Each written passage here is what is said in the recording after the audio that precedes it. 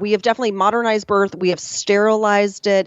True birth is wild. It's unpredictable. It is primal. And I think a lot of times when it's kind of done through a hospital, it tries to be clinical and sterilized and on a timetable. And if it's not, then it gets heavily managed. And that's where you can run into lots of interventions and potential complications.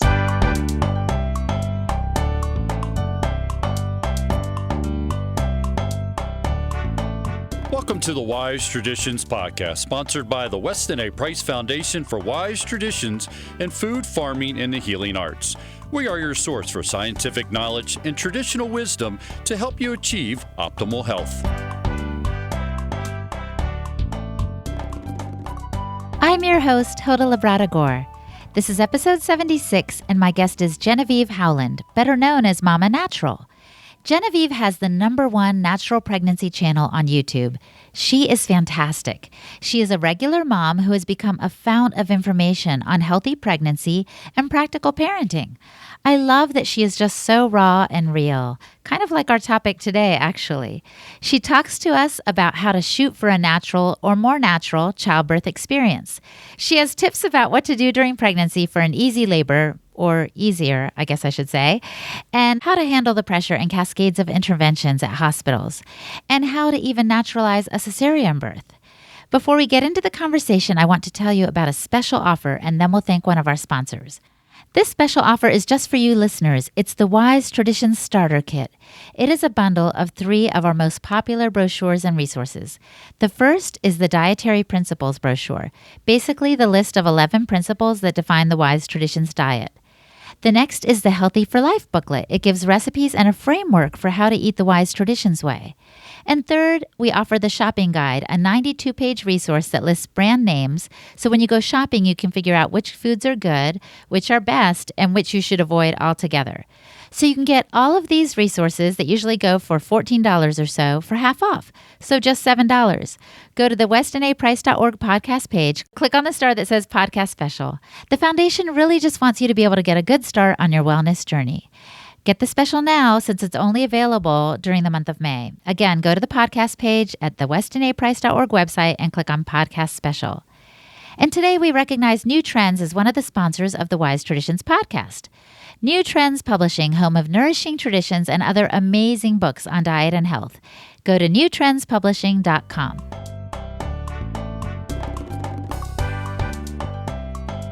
Welcome to Wise Traditions, Genevieve. Hi, Hilda. It's great to be here. You were telling me just a moment ago how we've modernized childbirth in the same way as we've modernized our diet and how that's impacting us. Can you explain this a little bit? Well, first, let me just be very clear. Thank God we have birth interventions and the different medical tools that we have today because they really do save lives. Birth can be a very dangerous situation for some mothers and for some children. So we are grateful for C-sections. We're grateful for the different things that we can do to take care of babies who are born prematurely. But in the majority of cases, most moms have pretty uncomplicated, low risk, kind of just ordinary pregnancies. And that's more of what we're kind of targeting. Those are still kind of put through this medical modernized process. And a lot of really simple, basic health promoting activities are not being done in hospitals. And it's affecting the health of babies and moms. For example, our C-section rate is over 30%. And the World Health Organization likes to see a 10 to 15% rate. So we're over double what we should be. And that has consequences. And I could go on and on and on. There's so many other things, But yeah, we have definitely modernized birth. We have sterilized it. True birth is wild. It's unpredictable. It is primal. And I think a lot of times when it's kind of done through a hospital, it tries to be clinical and sterilized and on a timetable. And if it's not, then it gets heavily managed. And that's where you can run into lots of interventions and potential complications. We're going to talk today about natural childbirth, its benefits for the mom, for the baby, for all involved, and then even how we can kind of naturalize the C-section. Because sometimes, as you say, people go into that delivery room and want with all their heart to just have the child vaginally, and it can't happen or doesn't happen for some reason, and so they have to have a C-section. So I'm happy that we're going to look at all the sides of this. But let's take it from the top. What's your history? Did you have C-sections when you had your kids? Okay, so I have two children, and my mom actually had two cesareans. So I remember as a kid, like looking at her scar. She had a very large scar because they used to do a lot bigger incision. And I remember thinking, oh my gosh, is that going to be me? Because genetically I take after her. Is this going to be my fate? So I really worked hard in my first and my second pregnancies just to inform myself and to try to go for a natural birth as much as I possibly could, knowing that, of course, sometimes it can't happen. And so with my first birth, I did give birth vaginally. It was a 27-hour labor. It was super hard. There were so many things I did not do right, and I learned a ton from it. And then my second birth was like a joy ride. I mean, I literally almost gave birth in the car. It was, when I got to the hospital, I was like fully dilated +2 or something. I mean, it was just the craziest, easiest, fastest birth. I mean, it motivated me to share as much as I possibly could about any tips or tricks to help moms have an easier birth, an easier pregnancy. And it really motivated me to write that book, The Mama Natural Week by Week Guide to Pregnancy and Childbirth, to get the information out there so moms can be empowered and they can implement as many tools as possible. And I guess to be able to do that, there are things you need to do before that moment comes when you're about to give birth. What can women do to prepare for natural childbirth? Well, the first thing really is diet and exercise. So basic, but, eating high quality, organic, balanced food, so not eating a ton of carbs, being sure you have protein and fat with each meal, keeping your blood sugars steady, getting daily movement as best as you can, whether it's just walking around the block, whether it's swimming, doing yoga, but really keeping your body moving. Because if you think about it, hundreds and hundreds of years ago, women were more active probably when they were pregnant. A lot of us aren't designed to sit at a desk for 8 hours a day at a computer. And yet that's what most of us do. That's what I did when I was pregnant with my first child. I was at a desk all day. And so I think some of the reason why my second birth was easier, I mean, just to be fair, most second births can be easier just because your body's done it before. But I think it was a lot easier because I was so active because I had a toddler and I was at home. And I was always running around and we're going to the park, we're walking here, we're going there. So yeah, just staying active and eating well. And so, obviously people who listen to this podcast know how to eat well. Weston A. Price has tons of great information on that. Other things that they can do is drink red raspberry leaf tea. Of course, they would want to get their doctor or their midwife's permission. But I found I started drinking it in my second trimester and I drank it throughout the rest of my pregnancy. And it really is a uterine tonic. And it really strengthens the muscles in the pelvic wall. And I really could notice the difference of my contractions between my first pregnancy and my second pregnancy. Like in my first labor, my uterus got exhausted towards the end because it had been going for so long. But with my second birth, I labored for a while at home. So it wasn't like that necessarily a ton shorter, but my contractions were so much more effective. I could just feel the strength in my uterine wall. I don't know how else to describe it. So red raspberry leaf tea is a great tool that moms can incorporate. Just drinking a cup or two a day can really help. There's also been a study about dates, believe it or not. And if women eat dates in their last trimester, particularly their last 4 to 6 weeks of pregnancy, that also resulted in shorter labors, less interventions, less need for Pitocin, things like that. So that's kind of a fun and delicious way to potentially have an easier pregnancy and birth. And then in my book, I talk about different exercises you can do to keep your pelvis open, to keep it balanced, to keep those muscles so that your baby is going to nestle down in a position that's more optimal for birth. And there's so many body workers that can help us. Like there's chiropractors who are trained to work with pregnant women. There's massage therapists who can help. There's different exercises, yoga, things like that to keep that whole pelvic area open, balanced, and just in a good position. So when you're ready to give birth, you're not stuck with a sunny side up baby, or dreaded back labor or things like that.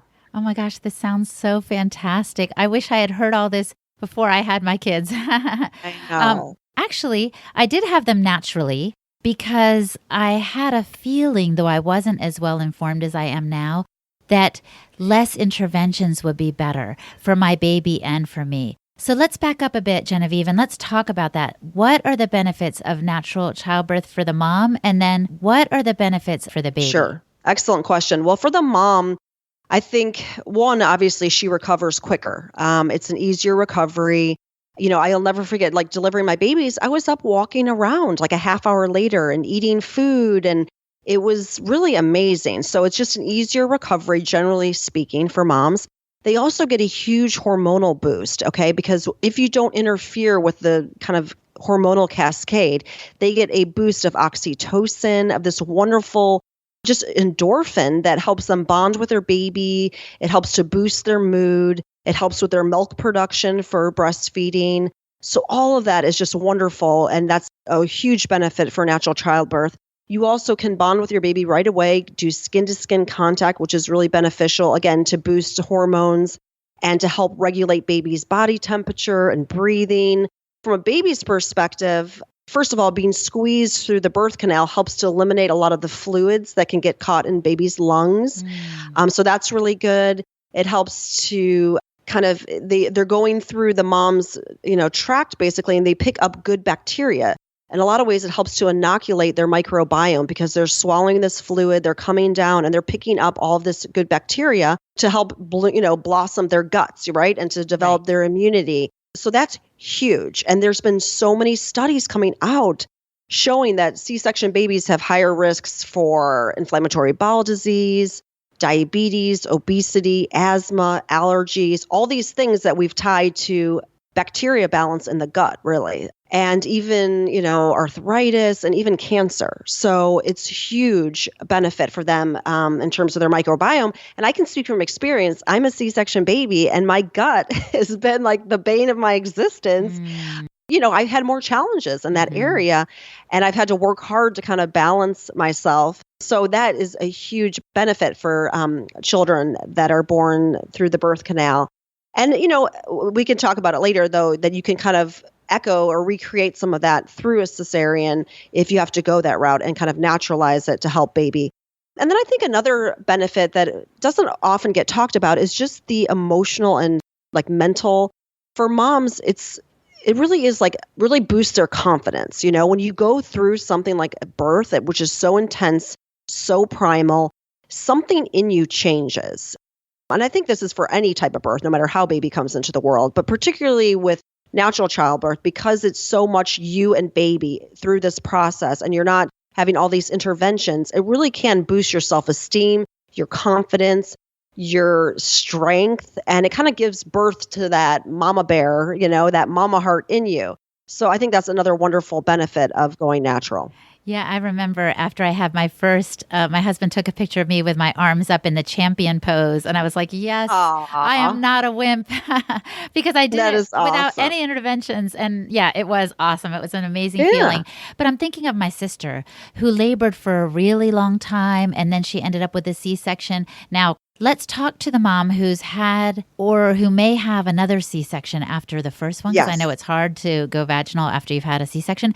How can you naturalize? Let's go to that, Genevieve. How can you naturalize a C-section? Well, first, I was going to say really quickly that in studies, it shows that a baby that goes through any type of birth, like any amount of birth, even if it ends up in a cesarean, is still beneficial. It's more beneficial than a child that might have just gone in for an elective C-section, if that makes sense, or a scheduled C-section. Oh, if they have some of the labor. What you're talking about is the labor. If they've gone through some section of the labor. Instead of an appointment, I'm going at 10 to have my baby. Exactly. Got it. And the majority of cesareans aren't emergency or like, they're more like things don't progress, the baby might be getting a little distressed and then they do it. So most moms do experience some labor and then they go into the cesarean. So I want to just put that out there so moms know like, hey, it's still beneficial. Any amount of labor is still going to be beneficial. But there is a practice called gentle cesarean. Unfortunately, it's not very common in U.S. hospitals. And so that's why, again, I'm such an advocate for this and wrote a book about birth and want to get it out there so that we're practicing this in more and more hospitals. But there's just lots of little things you can do to help naturalize the experience for mom. Some are real technical, but it's like moving things like blood pressure cuffs and EKG, monitoring and stuff like that, and put them into areas where it doesn't infringe on mom being able to see her baby and to see the process. Now, some women will choose they don't want to see it. It's too traumatizing, it's too upsetting, or they just are squeamish or whatever. But for many moms, it's emotionally helpful for them to see and witness their child actually being born. So that's something that they can do. Another thing is, and this kind of goes again with visibility, is adding a clear drape. So a lot of times hospitals will have a drape to kind of protect from bacteria and keep it sterile. But that clear drape allows, again, the mom to be able to see what's going on, to watch her baby come out. Another thing that this is very cool is in a gentle cesarean, they'll let the baby's head come out and then just let the baby kind of linger for a while and let moms, the incision to come around the baby. And it kind of echoes a little bit of that squeezing of the lungs, of helping him, get rid of fluids. And it's more of a gentle entrance into the world versus just being whisked out of the womb really quickly. Yeah. So that's something that you can do. Also leaving the cord intact. And this is something, again, that's not really being practiced even with vaginal births. A lot of vaginal births in hospitals, they'll cut the cord right away. When the World Health Organization and many other organizations recommend a delayed cord clamping because it gives baby a lot of their blood back. It helps to boost their iron stores. This could potentially help people not put their babies on iron-fortified baby cereal or whatever, because you're giving baby back their blood, like a third of their blood. So interesting. Yeah. So that's something that they can do with this gentle cesarean, is just let the cord keep pulsating until it's finished. It usually takes a couple minutes for that to happen. Then you also could have the baby be swabbed with the protective bacteria from mom's vagina. So they basically go into mom's vagina, they take that fluid, they'll put it onto the baby's skin. The skin is a big place where the baby starts to get inoculated with that bacteria. And so that's why sometimes in hospitals, babies born via C-section can actually pick up bacteria that's like in hospital rooms and kind of bad stuff. So by smearing the baby with this vaginal discharge, so to speak, it does help the baby kind of pick up some of that natural, familiar bacteria for them. I've heard about that. I just think I saw a video or something about it, and I thought that's fantastic. And Yes. I've also heard about not bathing the baby right away. Amen. And again, there's been studies that show like kids that are bathed too much have like issues with asthma, allergies, eczema. Our skin is part of our microbiome, you know what I mean? And so we don't want to be constantly scrubbing and washing. And I did a whole post about this, like why I don't use soap that much. I really don't. I just use them on like my bits and pits. But like the baby's skin is so delicate as it is. Yeah. It's very easy to, get irritated and stuff like that. So yeah, when the baby comes out with that vernix, you want to rub it in. That is so protective for the baby. It actually contains antibodies. It helps with their immune system. It helps with body temperature regulation. So rub that vernix in and don't bathe your baby right away. Some parents are like, I can't deal with it. So let's say after 24 hours, wait 24 hours, then you can bathe baby. But give them some time to have that skin, have all the good bacteria, have the temperature regulation kind of be there before you start stripping that away. So yeah, that's a great point. The other thing with a gentle cesarean is that baby can then immediately be placed directly onto mom for some skin-to-skin contact, because skin-to-skin contact is very beneficial for baby for regulating. A lot of times we've seen babies that get whisked off, they get bathed, they get swaddled, and they're put in an incubator or something to keep them warm. Well, really the best place for them to stay warm is on mama's chest. It's more effective. It keeps the baby's stress hormones low. It helps to initiate early breastfeeding.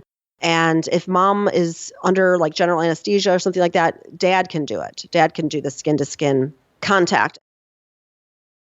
Coming up, why Genevieve calls the moments after birth the golden hour, and other tips for making labor and birth less stressful.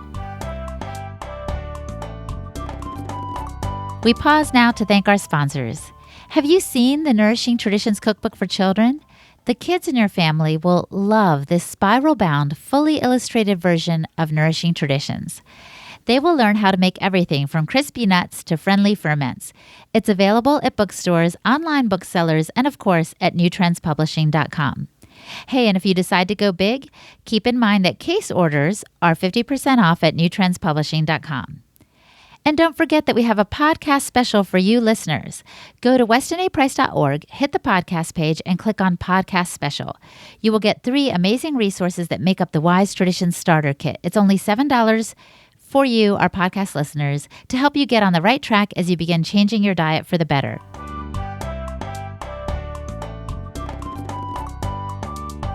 All those basic newborn procedures, aside from like the APGAR testing or something like that, like weighing and measuring, all that can be weighted. There's this golden hour after birth where Yeah. you just want the baby to bond with the mother and the father and to just get adjusted to life outside of the womb, and just to take it all in and to get that first latch for breastfeeding. And so that's another thing with a gentle cesarean you could do. And even having, a doula present in the operating room so she can be with you and be that emotional support. So those are just some of the things that moms can do to kind of recreate a natural experience. And I do know of a couple moms that have done them, and they're like, it is night and day. Like it just helped me so much. And it really, again, helps with that emotional component because it is so personal. Maybe you've been carrying your baby for 9+ months. And to have a really, fast, dramatic, kind of a jarring C-section experience can really throw you off. And so if you can make it feel more natural, more slowed down, kind of listening to the, the pace of the natural bonding process and stuff like that, it can be really beneficial. Well, and as you said earlier, this is all in keeping with wise traditions. I'm sure out in the desert and Egypt, women didn't have their babies and then have them whisked off and then they see them 4 hours later to breastfeed them. No, they stayed with them and they were inside you. Why wouldn't you want to keep them close? But, we just kind of have succumbed to, well, this is the way they do it. And I think one important goal of this podcast is for people to become informed so that they know how to take ownership and advocate for what they want. I went to a regular hospital to have my kids, and I still advocated for what I wanted, and I got it. Yes. Because I said, this is how I want it to go. And so we're not saying you need to go out into a tent somewhere, like in terms of wise traditions. We're just saying, let's follow those traditions that are healthy and wonderful and natural, and they will blossom in good health for you and your baby. Absolutely. Yes. I mean, the majority of women still give birth in hospitals. That's where 95+% of women give birth. But you can have a natural childbirth in a hospital. You really can. You'll have to work harder and you'll have to be more proactive, but it's absolutely possible. And you can actually teach the doctor and the nurses some things, you can show them a different way, like, wow. I've had so many students who take our birth class saying that the doctors and the nurses were just so amazed at how calm the pregnant mom was, how she was able to manage her, discomfort and the pain that came up, how she was able to breathe through her all these different things. And it really can help educate even the hospital staff, which is pretty powerful. That is powerful. That's really neat to think about because they too have been through a conventional educational process, right? So they were told, this is what you do, this is how you avoid this and that. And it's all about the interventions. But talk to us about that. What are some interventions that will be in place when you go into the hospital? What are some of the first things they want to do? Well, they always say, the first intervention is putting on the robe, putting on the gown, I should say, and you really don't have to put on a hospital gown. Some moms love putting it on because it's clean. It's not their clothes. They don't have to launder it when it gets bloody. But that's like the first choice that you can make. You can take ownership of what do you want to labor in? And then a lot of hospitals will hook you up on an IV. It might just be a port, but they want to have easy access to your veins for an epidural, for an IV, for Pitocin, things like that. So that's another intervention that often is done right away that you don't have to consent to. You can consent to it as needed, but you don't necessarily have to have it right away. Other interventions are having your water broken. Some practitioners want to really rush that, instead of just letting it break on its own, as labor progresses. Most women, their waters will break naturally around 7 or 8 centimeters. I mean, it varies, of course, but that's another intervention that you don't have to consent to unless it becomes necessary, unless, you feel you want to, because maybe you are kind of stuck or plateaued for several hours and you're ready to, try to move things along. What are other ones? Gosh, there's so many. I think the biggest thing is like once you get into the hospital, you're kind of on a timetable. And hospitals have expectations about how long moms should labor and how much progress she should make. And the thing about birth is it's not linear. You know what I mean? There can be peaks and valleys. And there's times where I remember like one time I would dilate 4 centimeters in like an hour or a half hour. And then I'd be stuck at that level, at that area for 2 hours, 3 hours. You know what I mean? So it kind of goes in bits and spurts. So that's why, as best as you can, trying to labor for as long as you can at home. Obviously, you want to be safe. You don't want to be going through transition on the way to the hospital necessarily. But trying to stay at home as long as possible. And this is really where if you have a doula who can help coach you, because with my first pregnancy, I probably would have gone to the hospital and been like 1 centimeter dilated because I was just had no clue and it was really painful. And I'm like, I've got to be like about to push this baby out. But with the doula, she helped me stay home for another like 7 hours. So by the time I got into the hospital, I was there less than 12 hours. You know what I mean? They weren't really pressuring me. So that's another thing I would really recommend, to keep those interventions low. But I think, really like something that was very eye-opening for me is I was kind of a late bloomer. So by the time I was pregnant, most of my friends had already had kids. And so I remember going out to lunch with them and just kind of asking them about their births and their experience. And I think it was 4 out of 5 of them had C-sections, and which was just shocking to me. And all of them almost had the same process where they went past their due date, which by the way is very common for first-time moms. The average, like if you looked at statistically, the highest probability for a mom to give birth is a week and a day after her due date. Oh. So they would go past their due date, they would get induced. Usually most of them got induced on their due date. A couple of them, it was the day after. So, their body wasn't ready for labor. The baby wasn't ready, but they were kind of forced into it. They were going along. They were given Pitocin, which really makes the contractions increase, and they're a lot more painful. They're a lot closer together. If you're, again, this is a more of an artificial way to stimulate contractions. And so then it got really painful. So they said, you know what? I need to get an epidural because I'm dying over here. This is too intense. So then they'd get the epidural, and then everything would slow down. The contractions, because it's kind of a depressant. It's a pain reliever. And then it was like they got stuck, and it was like, failure to progress. We need to do a C-section, and in some cases, the baby's heart rate got a little funky, and that was the rationale. For some cases, it was just because it wasn't progressing, and so they needed to move forward and get the cesarean.